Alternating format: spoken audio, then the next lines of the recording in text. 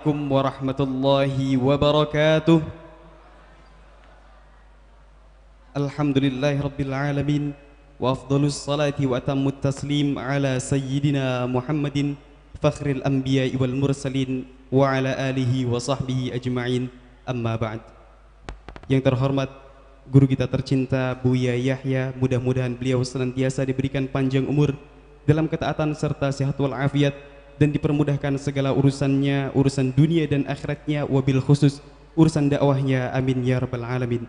Dan yang kami hormati, yang kami muliakan para hadirin hadirat, pendengar radioku dan pemirsa Al-Bahjah TV dimanapun anda berada, alhamdulillah bersyukur kepada Allah subhanahu wa ta'ala, karena pada malam hari ini kita masih diberikan kesempatan sehingga kita dapat berkumpul di majelis yang mulia, yang mana mudah-mudahan perkumpulan kita di majelis mulia ini menjadi mukaddimah kelak berkumpulnya kita bersama baginda Nabi Muhammad sallallahu alaihi wasallam.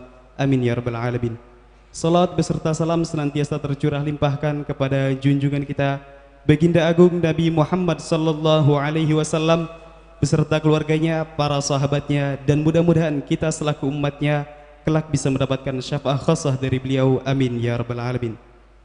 Baik para hadirin hadirat, pendengar radio dan pemirsa Al-Bahjah TV yang dimuliakan Allah subhanahu wa ta'ala, seperti biasa rutin setiap hari Senin malam Selasa di Masjid Raya At-Taqwa Cirebon kita mengikuti kajian kitab Al-Hikam bersama guru kita tercinta Buya Yahya. Maka dari itu mari kita siapkan hati dan pikiran kita, mudah-mudahan kita bisa mendapatkan ilmu yang bermanfaat. Amin ya rabbal alamin. Baik, kepada guru kita tercinta Buya Yahya dengan segala hormat kami persilahkan. Allahumma salli ala sayyidina Muhammad. Allahumma salli ala sayyidina Muhammad. Udhkurus salata ala nabi Muhammad.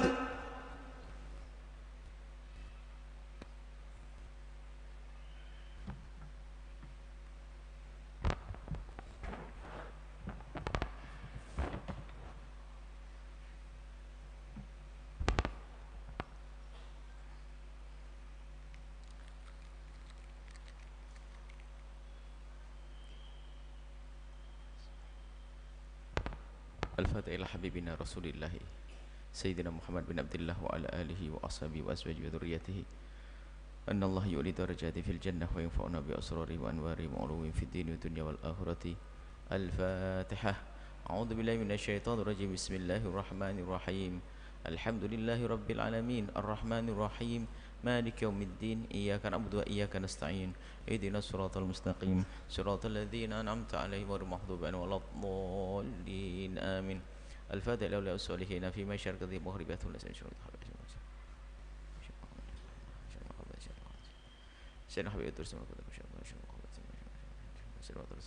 طيب أمواتنا أمواتكم وأموات المسلمين جميعا الله يغفر لهم ويرحمهم ويعلي درجات في الجنة وينفعنا بأسرارهم وأنوارهم وعلومهم في الدين والدنيا والآخرة.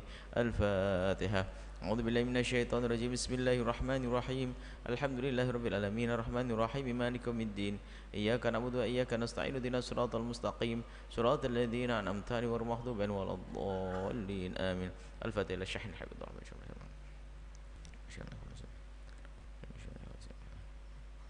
الشيخنا والشيخ والدنا كل من حضر وفي المتابعين